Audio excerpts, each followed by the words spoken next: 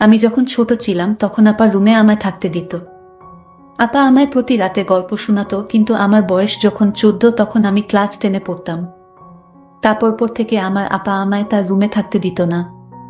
আপা বলতো, তোর এখন বয়স হয়েছে, তুই তোর রুমে ঘুমা। আমার তখন কিছুই ভালো লাগতো না। একদিন আমি সন্ধ্যা হতেই আপার রুমের কাঠের নিচে শুয়ে রইলাম। রাত যখন গভীর হলো, আপা তখন ঘুমে বিভোর। আর এই সুযোগে আমি তাহলে মূল ঘটনাটি বলি।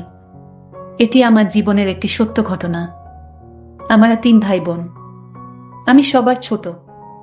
ভাইয়া আর আপার সাথে আমার বয়সের পার্থক্য প্রায় 14 ও 13 বছরের। ছোট বলে সবার খুব আদরেরও ছিলাম আমি। ভাইয়া আর আপার খুব বেশি ভালোবাসা পেয়েছি আমি। বাবা একটা সরকারি কলেজে ইংরেজি পড়াতেন। ভালোই নামডাক ছিল তার। বাবার চাকরির সুবাদেই শহরে আসা তার। আমার মা একজন গৃহিণী। বাসা ভাড়া, পড়াশোনার ব্যয় বাবদ খরচ পড়তো অনেক। তাই বাবা বাসায় ব্যাচ পড়াতেন। অনেক স্টুডেন্ট ছিল বাবার। 4 কামরার ফ্ল্যাটের একটা কামরা বাবার পড়ানোর জন্যই ফিক্স ছিল। আমার যখন জন্ম হলো ভাইয়া তখন ক্লাস 10-এ পড়ে আর আপা সপ্তমে। আপা আর ভাইয়া সারাক্ষণ আমাকে নিয়েই পড়ে থাকত। আমি ছিলাম ওদের খুব আদরের ছোট ভাই। আমার সবুজ নামটা আপা আর ভাইয়াই রেখেছিলেন। আপার নাম সাদিয়া আর ভাইয়া রবিন। ভাইয়া অন্য সব ছেলেদের মতো বাইরে যেত না। কোনো আড্ডায়ও কখনো দেখা যায়নি তাকে। পড়াশোনায় ব্যস্ত থাকতেন সারাক্ষণ। আর বাকি সময় আপা আর আমাকে নিয়েই কাটত তার। আপা খুব শান্ত স্বভাবের ছিলেন। আপা অনেক সুন্দরীও ছিলেন। আগুন সুন্দরী যাকে বলে। আপাকে যে কোনো ছেলে দেখলে বিয়ে করতে চাইবে চোখ বুজে। বাবার মতো হয়েছিলেন। বাবার উচ্চতা, গায়ের রং, চেহারা সব আপার মধ্যে ছিল। ভাইয়ার মতো আপাও পড়াশোনায় ভালো ছিলেন। আমার আম্মা খুব সাধারণ একজন মানুষ। নিরেট ভালো মানুষও বটে। তার সন্তান আর সংসার নিয়েই তিনি পড়ে থাকতেন। আমি আর ভাইয়া বাবার হাইট ছাড়া বাকি সব দিক আম্মাকে নকল করে এসেছিলাম। আম্মার গায়ের রং কিছুটা চাপা ছিল। আমাদেরও তাই। বাবা ছিলেন প্রচণ্ড রাগী, গম্ভীর আর চুপচাপ একজন মানুষ। বাবাকে খুব কমই হাসতে দেখেছি আমি। ভাইয়া আমি বাবাকে অনেক ভয় পেতাম। তবে আপা বাবাকে ভয় পেতেন বলে মনে হতো না। বাবা আসলে আপাকে অনেক বেশি ভালোবাসতেন। আপা ছিল বাবার গল্প করার সঙ্গী। আপা বাবাকে রোজ সকালে খবরের কাগজ পড়ে শোনাতেন। বিভিন্ন খবর নিয়ে আলোচনাও করতেন দুজন। আমি আর ভাইয়া বাবার চোখ এড়িয়ে চলতে পারলে বাঁচতাম। তবে আম্মা আর বাবার মধ্যে খুব মিল ছিল। বাবা এত রাগী হওয়া সত্ত্বেও কখনো আম্মার সাথে উঁচু স্বরে কথা বলেননি। বাবা কোনো কাজ করার আগে আম্মাকে জিজ্ঞেস করতেন, রুনা তুমি কি বলো? এটা করলে ভালো হবে তো? আম্মা বলতেন, তুমি যা ভালো বোঝো তাই করো। আহা, তোমার কি মতো? আর আপা যখন একটু বড় হলেন, আম্মা বাবা দুজনই আপার সাথে পরামর্শ করতেন। আপা খুব বুদ্ধিমতী ছিলেন ছোট থেকেই। আমার বয়স যখন 8 বছর পেরোলে আম্মা অসুস্থ হয়ে পড়লেন। পরপর 2 বার অপারেশন করা হয়। আমার দায়িত্ব এসে পড়ে আপার উপর। সে বছর আপার আর স্কুলে যাওয়া হয়নি। 1 বছর গ্যাপ হয়ে যায় আপার। মা অপারেশন এর রোগী, তার উপর আরো নানা জটিলতায় বেড রেস্ট-এ যেতে হলো তাকে। আপা তখন এক হাতে সব সামলাতেন। দাদা বাড়ির দিকে কেউ ছিল না। দাদা দাদি বেঁচে নেই আর বাবা একমাত্র সন্তান ছিলেন তাদের। আর নানু নিজেই অনেক অসুস্থ। অগত্যা আপাই আমার দেখাশোনা, মায়ের দেখাশোনা করতেন। বাবা একটা কাজের মহিলা রাখলেন, রান্না বাড়া আর বাকি কাজ করার জন্য। আমার খাওয়া, ঘুম, গোসল সব আপার দায়িত্বে ছিলে। মাকেও দেখতে হতো। তখন থেকেই আপার সাথে আমার গভীরতা আরো বাড়ল। রাতে আপার সাথে আমি ঘুমাতাম, আপা আমাকে বিভিন্ন গল্প শোনাতো, আর আমি গল্প শুনতে শুনতে ঘুমিয়ে যেতাম। আপার হাতে ছাড়া ভাত খেতাম না। সারাক্ষণ আপার সাথেই থাকতাম। আপা আমার বিন্দুমাত্র অযত্ন করেনি। মায়ের পুরোপুরি সুস্থ হতে 1.5 বছর লেগেছিল। আমি ততদিনে আপার ভক্ত হয়ে গেছি। আপাকে ছাড়া ঘুম, খাওয়া দাওয়া, গোসল কিছুই হতো না আমার। মা সুস্থ হওয়ার পরও আমি আর মায়ের সাথে ঘুমাতে যাইনি। আপা স্কুলে চলে গেলে বারান্দায় দাঁড়িয়ে থাকতাম। কখন আপা আসবে সে অপেক্ষায়। মা আমাকে গোসলের জন্য নিতে পারতেন না। মায়ের হাতে খেতামও না। মাঝে মাঝে ভাইয়া বুঝিয়ে খাওয়াতেন। মায়ের অসুস্থতা মায়ের সাথে আমার দূরত্ব বাড়িয়ে দিয়েছিল অনেকটা। আপাও আমাকে ছাড়া বেশিক্ষণ থাকতে পারতেন না। স্কুল ছাড়া কোথাও যেতেনও না। আমাকে ছাড়া আপা কোনোদিন খেত না। আমি না ঘুমালে আপাও ঘুমাতো না। আমার মাথার চুলগুলো ছোটবেলা থেকেই সুন্দর ছিল। আপা খুব যত্ন করতেন আমার চুলের। আমাকে খাওয়ানো শেষ করে তবে আপা খেতেন। আপা তার হাত খরচ আর টিফিনের টাকা জমিয়ে রাখতেন। সে টাকা দিয়ে আমার জন্য জিনিসপত্র কিনতেন। আপা নিজে সাজতেন না কখনো, কিন্তু আমাকে সাজাতেন। আমি খুব চঞ্চল ছিলাম। সারাক্ষণ ছুটাছুটি করতাম, জিনিসপত্র নষ্ট করতাম। আপার জন্য আমাকে কেউ কিছু বলতেও পারত না। আপা পাশে না থাকলে ঘুমাতাম না বলে আপা আমাকে ঘুম পাড়িয়ে রাত জেগে পড়তেন। আমাকে আপা রোজ একটা করে গল্প বলতেন। বলতেই হতো, তা না হলে জেদ ধরতাম ঘুমাবো না। আপার কাছে রোজ আবদার করতাম যতীন্দ্র মোহন বাগচির কাজলা দিদি কবিতা শোনানোর জন্য। কেন জানি খুব ভালো লাগতো, আবার কষ্ট হতো। বাবাকে ভয়টা খুব বেশিই পেতাম।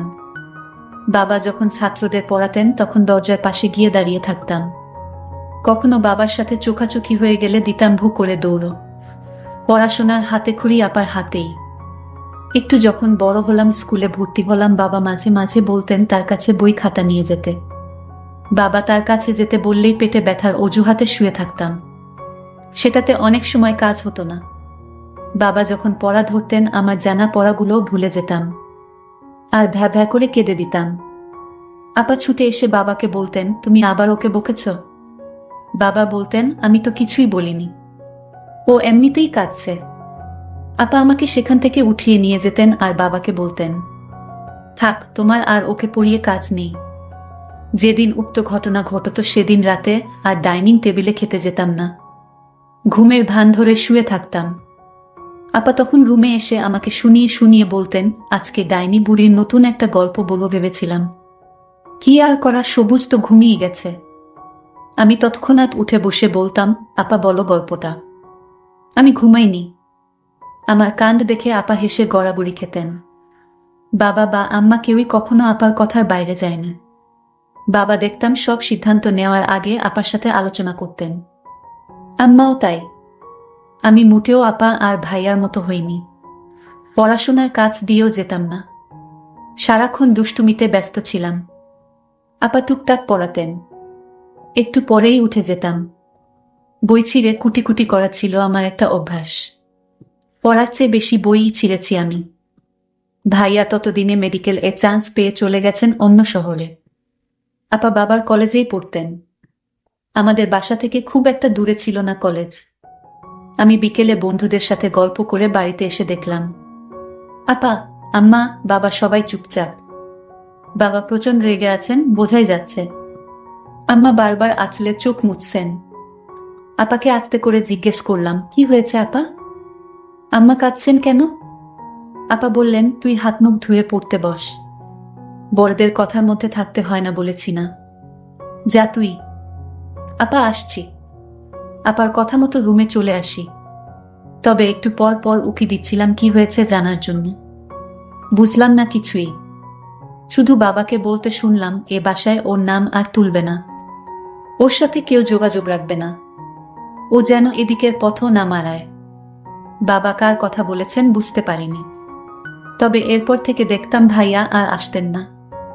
আম্মা আর আপা বাবাকে লুকিয়ে ভাইয়ার সাথে কথা বলতেন। আমাকে নিষেধ করতেন ভাইয়ার সাথে কথা হয়েছে সেটা বাবাকে না বলার জন্য। আপার কথা আমি অক্ষরে অক্ষরে পালন করতাম। আমি ধীরে ধীরে বড় হতে লাগলাম। এখন আমি ক্লাস 9-এ পড়ি। আমি আপাকে বলতাম, আপা তুমি আজ আমাকে গোসল করিয়ে দাও। আপা বলল, দেখ সবুজ, তুই এখন বড় হয়েছিস, এখন তুই নিজেই গোসল করতে পারবি। যা, তুই গোসলটা সেরে আয়, আমি তোর জন্য খাবারের ব্যবস্থা করছি। আপার কথা শুনে আমার খুব খারাপ লাগলো। আমি বলেছি, আপা আমি গোসল করব না, ভাতও খাইব না। আপা বলছিল, কেন, কি হয়েছে?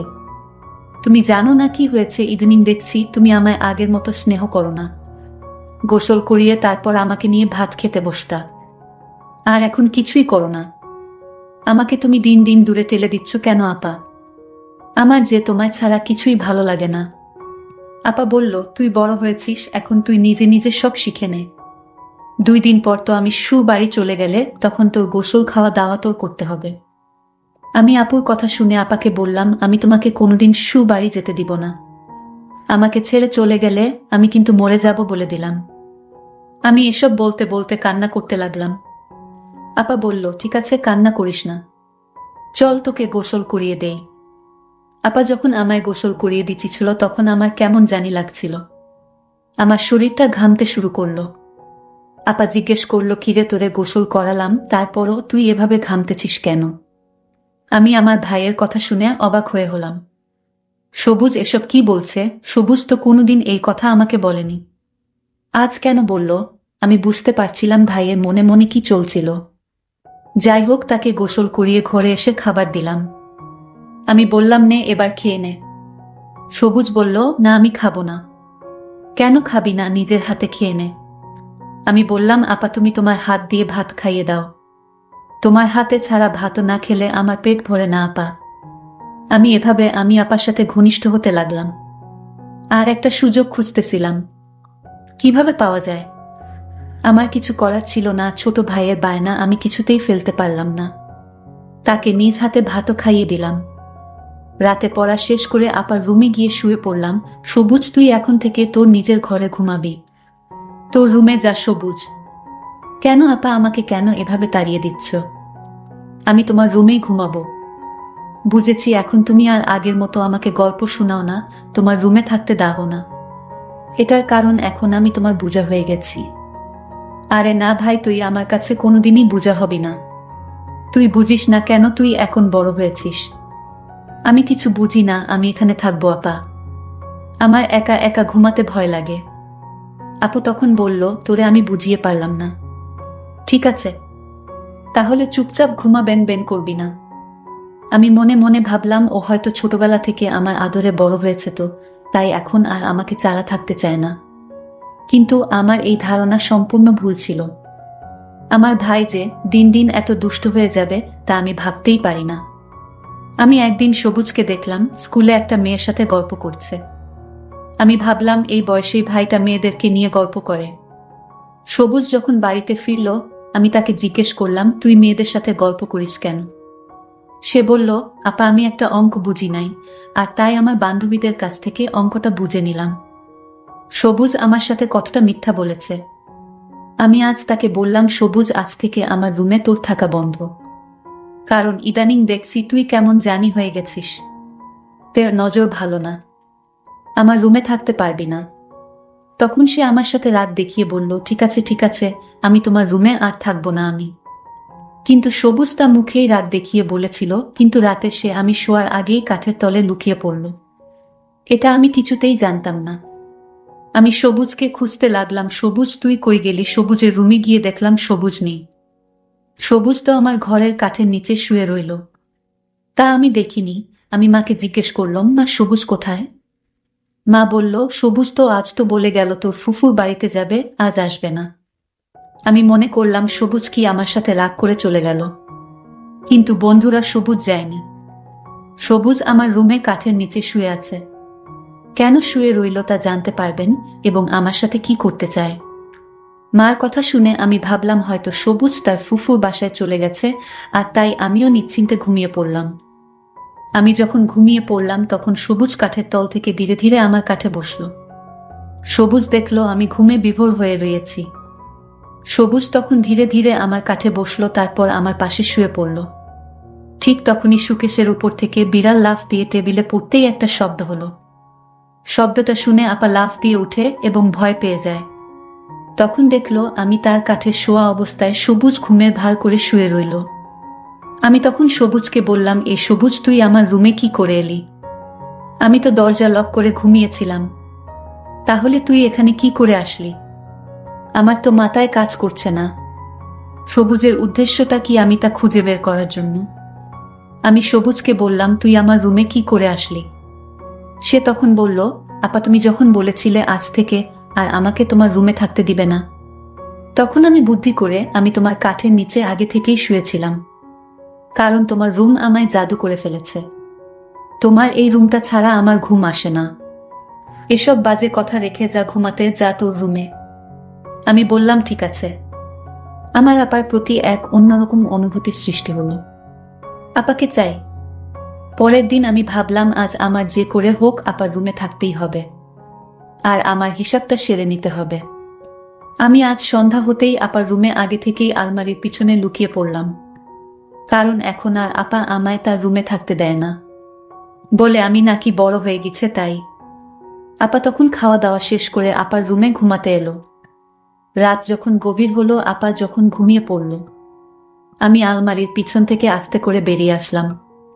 আমি ধীরে ধীরে আপুর কাছে গিয়ে শুয়ে পড়লাম। আপু তখন গভীর ঘুম ঘুমাচ্ছে।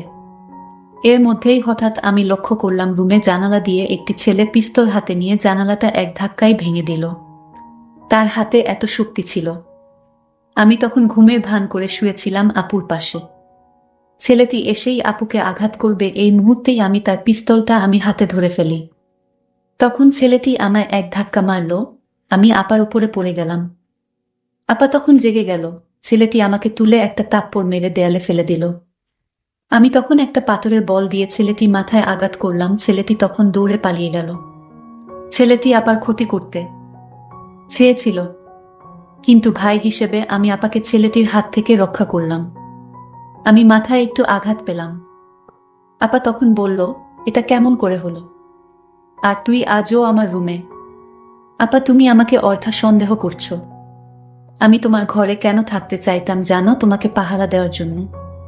আর তুমি আমায় ভুল বুঝতে, কিন্তু আমি জানতাম তোমার উপর এমন হামলা হবে, আর তাই তোমাকে রক্ষা করতে তুমি জায়গা না দেওয়া সত্ত্বেও আমি লুকিয়ে তোমার রুমে থাকতাম। তার একটাই কারণ, আমি তোমার ক্ষতি হতে দিব না। তোমার যদি আজ কিছু একটা হয়ে যেত তাহলে আমিও মরে যেতাম, কারণ মায়ের আদর দিয়ে তুমি আমায় বড় করে তুলেছে। আমি তোমাকে ছাড়া কেমন করে থাকি?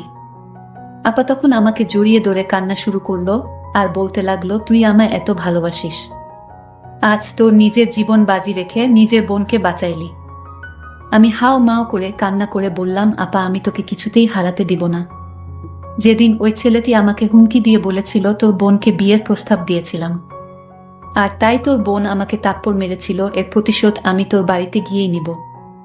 আর তখন থেকেই আমি তোমার রুমে থাকতে চেয়েছি, কারণ আমি জানতাম ওই ছেলেটি যে কোনো সময় রুমে এসে তোমার ক্ষতি করতে পারে।